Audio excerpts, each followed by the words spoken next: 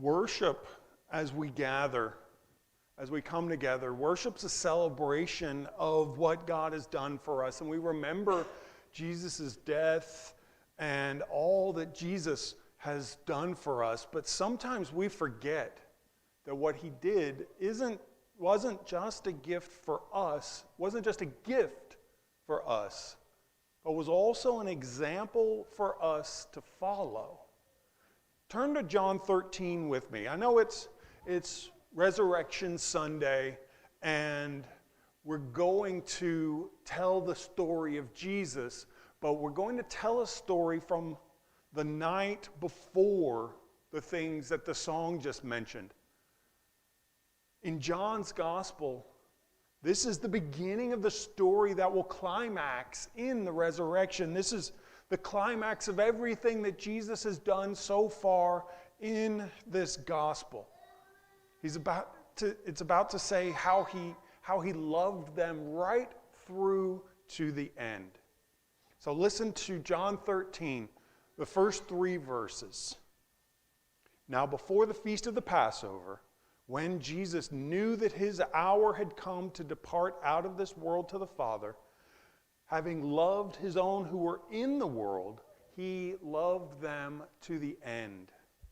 During supper, when the devil had already put it into the heart of Judas Iscariot, Simon's son, to betray him, Jesus, knowing that the Father had given all things into his hands, and that he had come from God and was going back to God. Let's pause right there before we dive into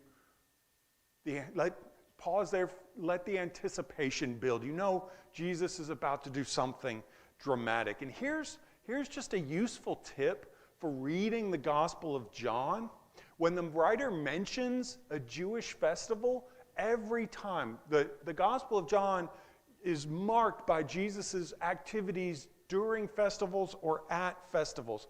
And the writer wants us to know when John, the Gospel writer, mentions one of those festivals, it's because Jesus is about to apply the meaning of that festival to himself and his ministry in some way. And this is Passover. This is the greatest of the festivals. Remember in John chapter 1, John the Baptist calls Jesus the Passover lamb. Jesus talks about destroying and rebuilding the temple in 3 days, the temple of his body, in John chapter 2.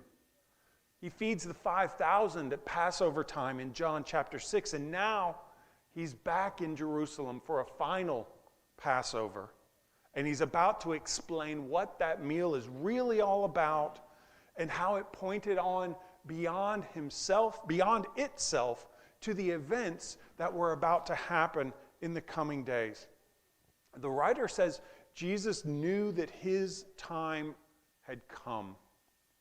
Time for him to die, time for him to be raised to new life, to meet with the disciples and breathe his Spirit into them, and then ascend to the Ancient of Days, just like Daniel 7 had promised. This is the way home that the Son of God must take. And maybe most importantly for John, he says that what's going to be done, what's about to happen, is the action of supreme love. Just a few chapters back in chapter 10, Jesus says that the shepherd loves the sheep and lays down his life for them. Here, the Word who was with God, the Word who was God, the Word who became flesh, lays aside his garments, wraps himself in a towel, takes up a bowl to wash his disciples' feet, to wash our feet. This is John's version of Philippians chapter 2. Jesus laying aside the glory of divinity for foot washing and crucifixion. Knowing that the Father had given all things into his hands and that he had come from God and was going back to God, he rose from supper. He laid aside his outer garments and taking a towel, tied it around his waist. Then he poured water into a basin and began to to wash the disciples' feet and to wipe them with the towel that was wrapped around him. And he came to Simon Peter, who said to him, "Lord, do you wash my feet?" Jesus answered him, What I'm doing you do not understand now, but afterward you will understand." And Peter said to him, "You shall never wash my feet." And Jesus answered him, "If I don't wash you, you have no share with me." And so Simon Peter said to him, "Lord, not my feet only, but my hands and my head." Oh, Peter, you always say what everyone else is thinking. We can only imagine what's going on in the rest of the disciples' heads as they nervously glance back and forth at each other. You know, is this? What's happening? What's he doing? Who forgot to schedule the foot washer? Is this how he proclaims his messianic rule? This is not what they had in mind for a Messiah. Jesus was the one they'd been waiting for, the one who would restore the kingdom to Israel and glorify God's chosen people again. So this isn't exactly the campaign slogan they've been looking for. And then, too, maybe they had that nagging suspicion that this is only a hint of what's to come. If this is what the Messiah does, what's he going to expect us to do? Oh, Peter, we can just hear his disbelief. Lord, don't you understand how kingdoms work? Don't you understand how being a king works? This can't be how the kingdom's going to work. Yes, Jesus knows. Jesus knows exactly what he's doing, and he knows what's about to happen to him. He's been planning it and provoking it for months and months. He understands how things work here on earth in this age, but I think that as he looks into Peter's eyes and reaches for Peter's feet anyway, he's wordlessly saying, "No, Peter, you don't understand how the kingdom works." Peter's the one who says, "Lord, I'll follow you even unto death. I will lay down my life for you." But this is a little different. There's no human glory here, for as Jesus stripped off his outer garments here in the upper room, Philippians 2 tells us that he stripped off glory and power altogether in the incarnation. He wrapped himself not in a robe of royalty, but in a towel of servitude. He held not a scepter of majesty, but a foot-washing basin.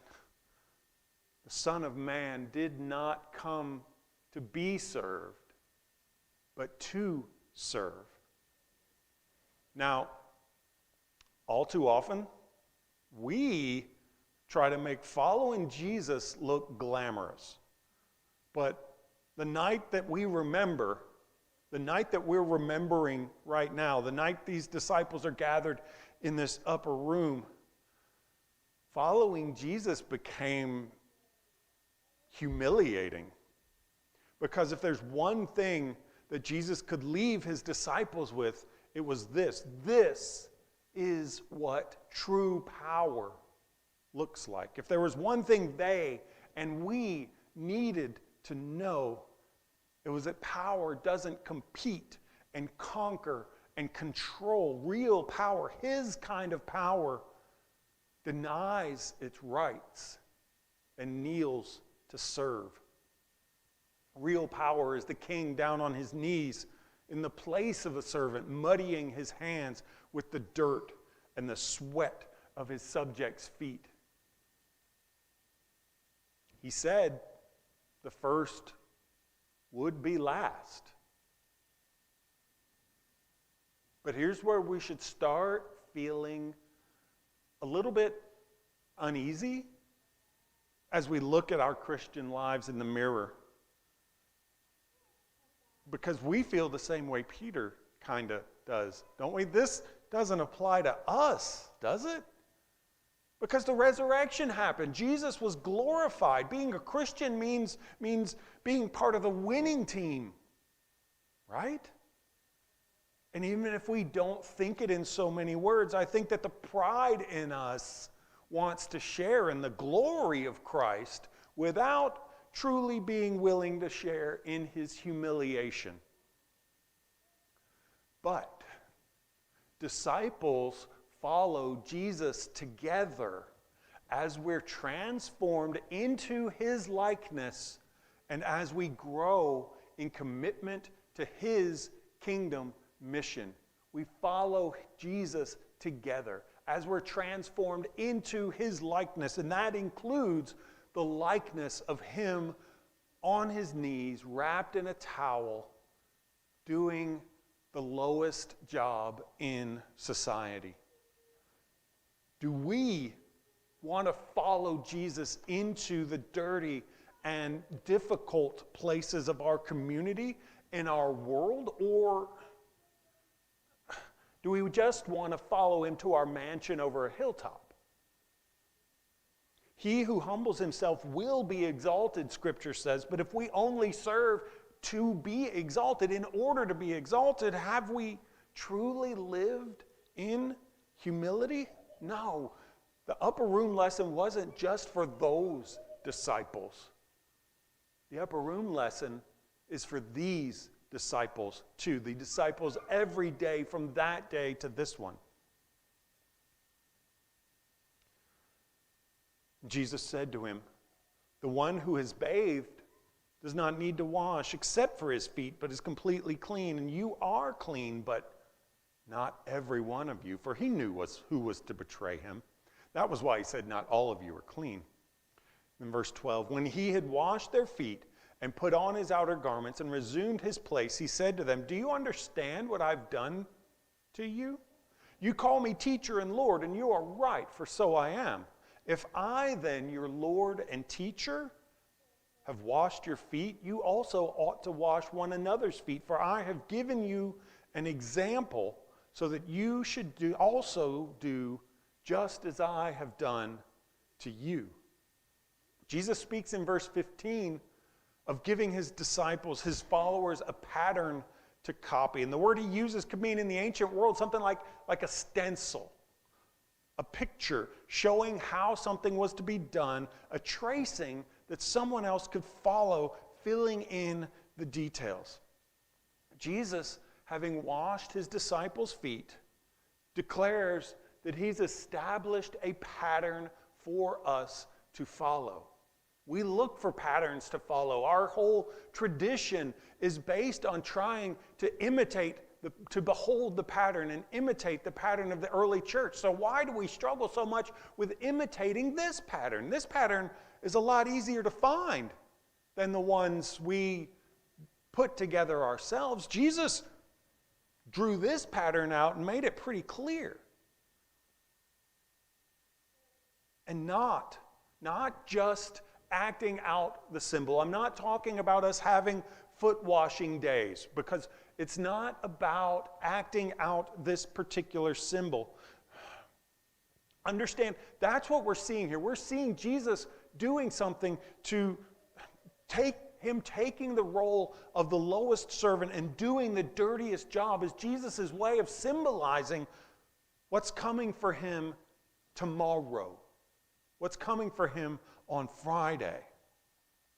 Jesus isn't calling us to act out a symbol in the midst of other disciples so that other disciples will pat us on the back and tell us how and praise us for how holy and dedicated we are. Service is not about me.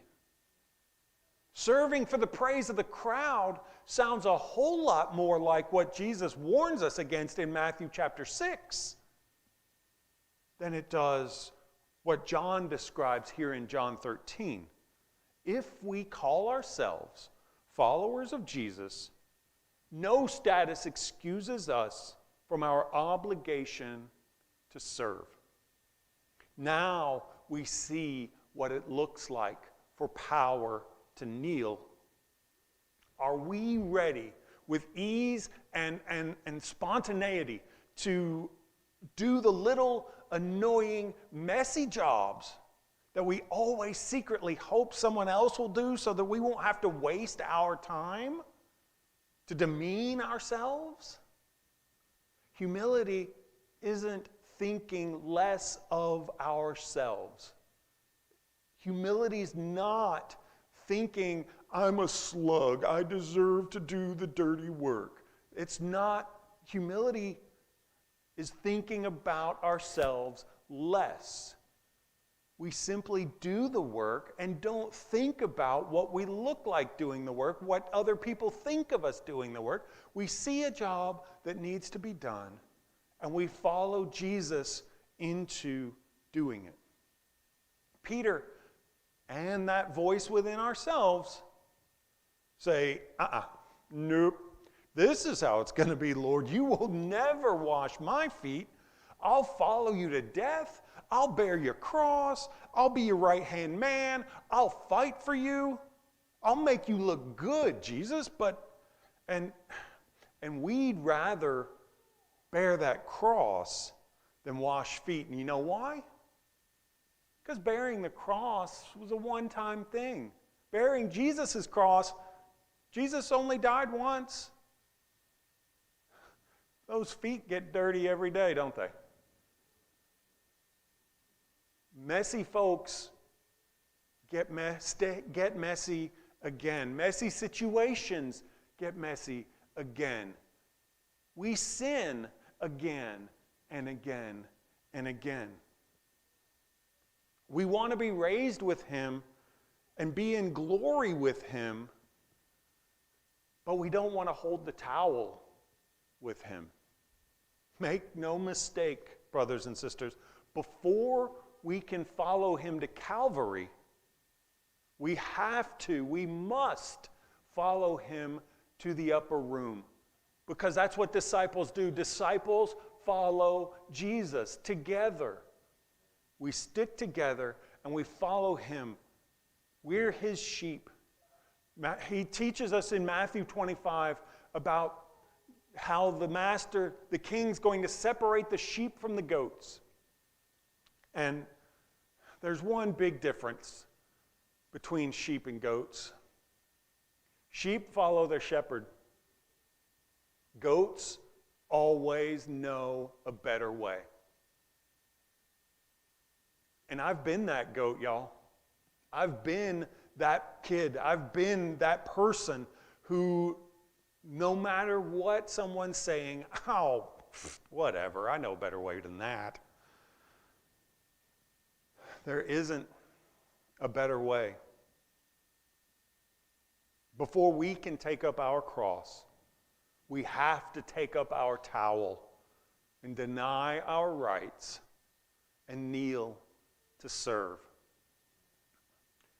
If you haven't been baptized into Christ, if you're not a Christian tonight, let me just say that what Jesus is talking about here in John 13 is his way of describing not just a one-time thing, but the way that he operates the universe, the way that he runs reality, because Jesus Christ is Lord. When Christians say that, we mean king. We mean that he is king of all creation.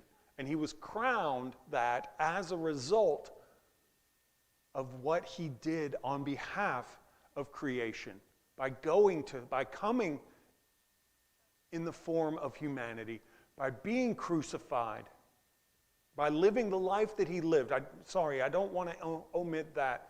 Too often we jump from Jesus being born to Jesus dying on the cross in our understanding of Jesus' life, as if, as if all we need is maybe Matthew 1 and 2 and Matthew 27 and 28. And, 3 through 26, all this teaching that the gospel writers tell us about his life, all that's just extra stuff. Jesus lived the life he lived, not just as an example, but because this is how God's plan of salvation has been being carried out ever since Genesis chapter 12. Ever since Genesis chapter 3, when he promised that one would come to crush the serpent's head. And then he calls this old man out of the middle of a pagan nation and says, "Oh, follow me." And Abram followed. And Abram was a mess too. But God was faithful to his promises. Jesus lived because in order for him to fulfill the story, in order for him to fulfill God's mission, he had to come for Israel first. And he did. And a few days before tonight's episode, he shows up, he rides into Jerusalem on a donkey, fulfilling the prophecy of Zechariah, that he would come as a king of peace, not riding a war horse, but riding the colt, riding a donkey's colt. And the crowds cheered for him, "Hosanna, son of David! Hosanna to the Son of God!" They waved their palm fronds, their flag of rebellion against Rome. And Jesus wept. Jesus didn't buy into their momentary praise. Jesus wept because they didn't understand what he was about to teach his disciples in this story tonight. That you don't carry out God's salvation by riding in and destroying Rome and overpowering and slaughtering. You defeat death by letting death do its worst to you and coming out the other side. I don't have all the answers, but if you're not a Christian, all I can tell you is Jesus died. Jesus said he was going to die and be raised in 3 days. And then he did it. It happened. And the world changed. I don't have all the answers, but I can tell you that he does. If you are a Christian tonight and you're struggling with humbling yourself and taking on the role of a servant, taking on the role of a disciple who follows Jesus wherever Jesus goes, you're not alone in that either. There's nobody here who has aced that test. There's nobody here who doesn't struggle with that on a regular basis. There might be folks who are 1 or 2 steps farther down the path than you. That's all, and that's what we do. We help each other because we know where the guy is who has all the answers. And we keep following him and encouraging other people to follow him. So if you're struggling, that's what the church is for. The church is here tonight to wrap its arms around you, to pray for you, to encourage you to keep doing, or to start doing, or to keep doing what disciples do. Disciples follow Jesus together as they're transformed into his likeness and as they grow in commitment to his kingdom mission. That's what's available tonight. Whatever you need, whatever the church can do for you, please come while we stand and while we sing.